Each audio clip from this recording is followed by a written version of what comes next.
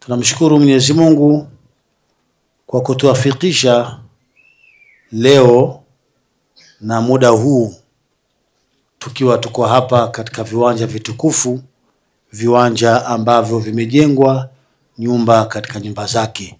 Tuseme wote alhamdulillah. Lakini tumtakie rehema na amani mtume wetu Muhammad, mtume ambaye aliyesema man bana lillahi masjida banallahu qasran fil janna, kwamba yoyote mwenye kujenga kumjengea Mwenyezi Mungu nyumba ya kuabudiwa, basi Mwenyezi Mungu naye anaahidi kumjengea ghorofa peponi siku ya kiyama.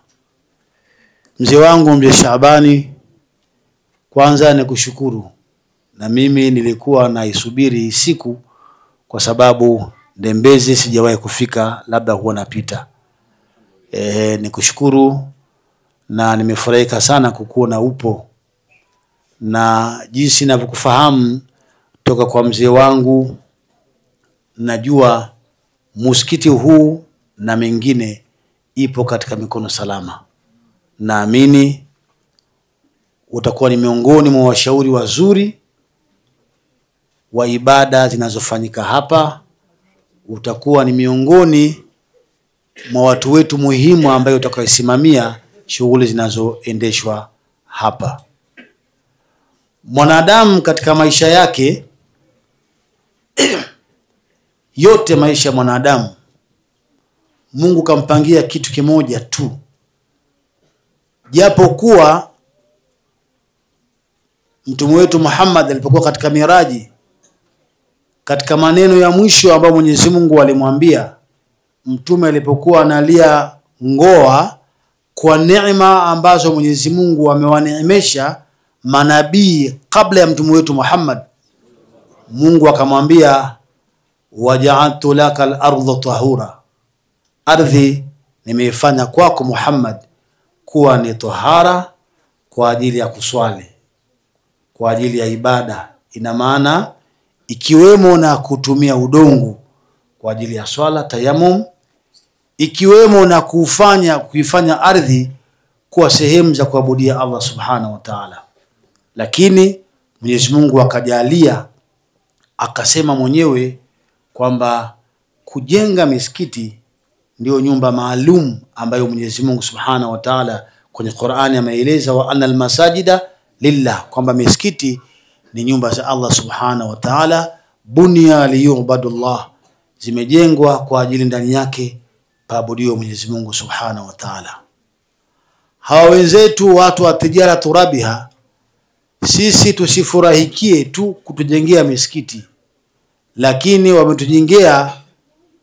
wametuwekea vitu ambavyo vitakuja kutoa ushahidi siku ya kiyama mbele ya Allah subhanahu wa ta'ala. Vitatoa ushahidi namna mbili.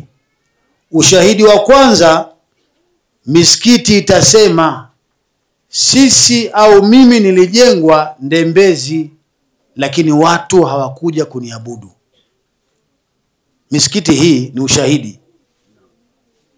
Lakini itatoa ushahidi misikiti, mtu anaposujudu katika msikiti kwa ajili ya ibada, pale ameweka alama, ile ardhi ile imesha kuwa alama, sehemu ile itakwenda kusimama mbele ya Allah kutoa ushahidi. Sisi tumekuwa zamani, tulikuwa na msikiti mdogo nyumbani pale. Sasa mimi nimeona wale wazee makabila yako Mzee Shabani, sehemu anayoswalia haruhusiwi mtu mwingine kuswali pale.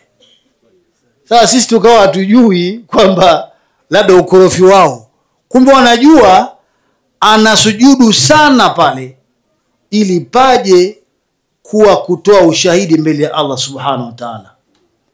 Na Mungu akimchukua pale panalia, panatoa machozi kwamba amekosekana mtu ambaye alikuwa hapa kila siku anani sujudia.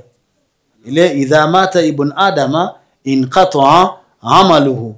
Sasa ile sehemu bado itakuwa inatoa ushahidi tu hata kama haupo.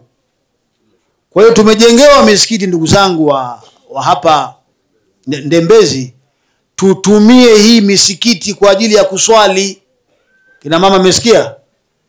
Tuswali. Unaposwali unaweka alama pale.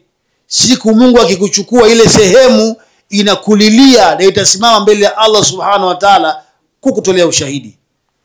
Lakini la pili, na tuitunze.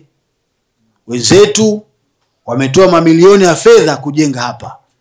Si maana kwamba zile fedha hawana pa kupeleka. Wangenunua magari, wangejenga manyumba. Wameamua kuwathamini watu wa hapa, kuwaletea nyumba ya maana ya kisasa kwa ajili ya Mungu aabudiwe, Mungu atajwe, Mungu azungumzwe. Tutawashangaa tukija kuona madirisha yameharibika, rangi hazieleweki, makapeti haeleweki. Nyinyi ndio wa kwanza Mungu amewaambia kwenye Qur'ani, innama ya'muru masajid Allah man amana billah. Nyinyi ndio watu wa kwanza mnatakiwa muimarishe hapa msikitini, kuutunza na kuufanyia usafi na kuutizama kila panapokuwa na shida, mnarekebisha kama uwezo mtakuwa nao. Ndio Shabani, kwako sina wasiwasi. Sina wasiwasi hata kidogo. Umetulea, umeishi na wazee wetu salama. Tunaamini dini hapa ipo, na Mwenyezi Mungu Subhanahu wa Ta'ala akujalie kheri, uweze kutusimamia kama ilivyokuwa zamani na wazee wetu, lakini uzidi kuimarisha Uislamu katika maeneo yako. Wa hadha, assalamu alaikum wa rahmatullahi wa barakatuh.